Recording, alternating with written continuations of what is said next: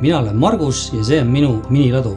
Mäletan, kuidas sporditarvikud, laste suusad, jalgrattad ja muu pudi-padi oli kogunenud koridori. Kuna neid asju oli seal tõesti palju, hakkasin otsima garaažiboksi. Vaatasin läbi Facebooki, aga midagi sobivat silma ei jäänud. Loobusin otsimisest. Ent hiljem Facebookis nägin Everose miniladude reklaami. Klikkisin ja ohoo imet, põhimõtteliselt minu kodu kõrval selline võimalus. Edasi toimus kõik kiirelt. Sõlmisin internetis lepingu, mis oli ülilihtne ja nagu nipsti oli asi tehtud. Hakkasin kohe oma kraami lattu viima ning asju oli ikka päris palju.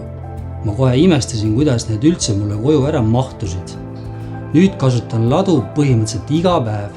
Hoian selle asju, mida pidevalt vaja ei lähe, näiteks mäesuusad, jalgrattad, jõuasjad, hobitarvikud ja lasteasjad.